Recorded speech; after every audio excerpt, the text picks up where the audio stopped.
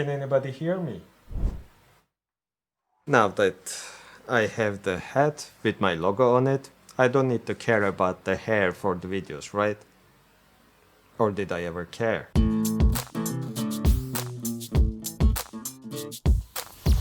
Yesterday was all about Sony A7s3 announcement for me.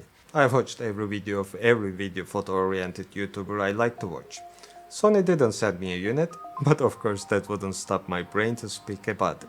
And like everyone who cares, I did try to find similarities and differences between Canon's newly released cameras, the R5 and the R6. None of those camera comparisons would be apple to apple. But still, as someone who invested in Sony system for a really long time, the small child in me wanted Sony to have better picture, the bigger child in me wanted it to be much more cheaper, of course. I can't do any comparison myself, as I don't think I can get any of those cameras in my hands in midterm, budget-wise or stature-wise.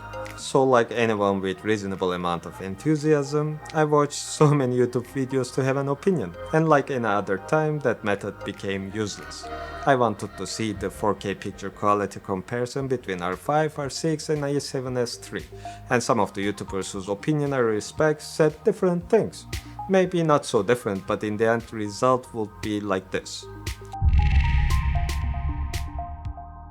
Let's start with R5 and A7s3. R5 has 8K, which expectedly would be better sharpness than Sony A7s3's 4K, but as the sensor size choice makes the sense here, Sony A7s3 has better quality in 4K than R5's 4K. They're at the same price category, R5 being slightly more expensive, but in that range it doesn't seem so relevant. On top of that, R5 has 45 megapixel sensor, which makes it better photography camera than A7s3. I wouldn't be the person to do that choice probably, but from what I understood. First, if you are going to use your camera, let's say for 90% of the time for video, and second, if your shooting environment will be dark more than the times when you shoot for fun. Then A7s3 might save you more money than it costs, because seems like the dynamic range and low light capabilities with 240 frames per second opening you new creative possibilities, which can make the differences between getting more jobs and having to do a reshoot. Especially if you add the overheating issues of R5. You can say you can take two cameras with you, but I don't think that's a solution. For hybrid shooting and not so big gigs, R5 takes the lead as it opens new possibilities for experimenting with 8K RAW capabilities. Even if you can use it for 15 minutes, there might be cases that 15 minutes might get you a usable footage, which Sony A7s3 can't get any. It can be seldom, but especially for travel videos, I can see that would be useful. On top of that, 45 megapixel sensor for photography would be the difference between carrying one or two cameras. Let's stop the R5 comparison here, especially because what confuses me most is the R6 comparison. I don't know exactly how the pricing will be in Europe, but seems like R6 and A7s3 will be $1,000 or euros different, A7s3 being the more expensive one. After I watched Gerald Undon's video about A7s3, I was truly convinced A7s3 is the best way to go. He is a great reviewer and never felt like he had a biased opinion in anything, and top-notch technical analysis. He made this statement in his video. If you asked me a couple weeks ago what my favorite camera was, I would have told you the Canon C300 Mark III, but I shoot all my videos on Blackmagic. And yes, that's past tense, because this is my new favorite camera. I think it's a cheaper, full-frame version of the C300 Mark III. You just trade the cinema body advantages for the portability and photo-taking capabilities on this camera. But I'm not trying to start a brand war here, and I don't want to see that in the comments. I will be doing full reviews on the R5 and the R6 soon, though. And for those of you that just want the quick answer, I will be pre-ordering at least 2 of the Sony A7s3. And to be honest, I was really relieved. Having only E-mount glass, I wouldn't like to long for a Canon mirrorless camera. But then I watched Tony Northrup's video, another YouTuber whose opinion I respect. He made a side-by-side comparison between R6 4K video and A7s3 4K video. The difference is not that much, that's true. But R6 4K is visibly better, not by much, but R6 more of a photography camera and strong point of A7s3 is 4K video.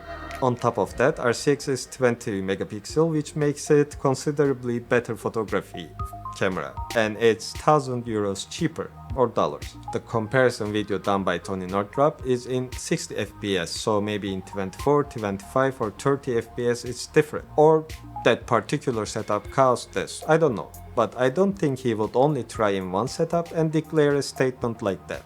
Long story short, existence of R6 make A7s3 much more expensive than it should have been. Or if Sony could have made the same specs and quality with 24 or maybe 30 megapixel sensor, then it would have been okay. That brings another troubling question into my mind.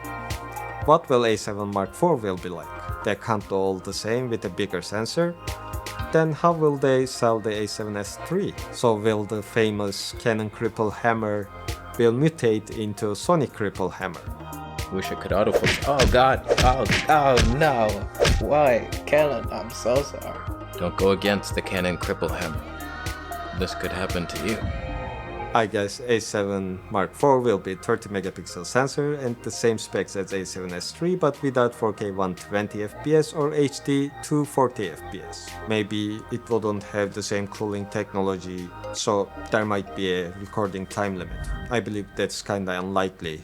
Even APS-C line A6400 doesn't have a recording limit, so they wouldn't do it again on their A7 line. In the end, I decided that I am happy with my A7 Mark III. I'm a hybrid shooter, so even for having two cameras, I would like them both to be hybrid. Another reason is that I feel like the influence of YouTube is turning the camera industry into mobile phone industry. We never needed newer mobile phones every year, but now we have it.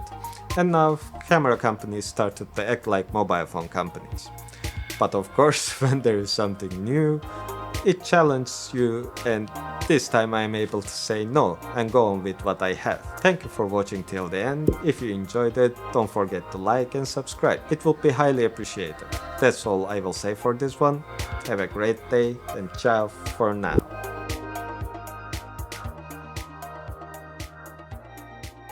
8K RAW capabilities. I don't know.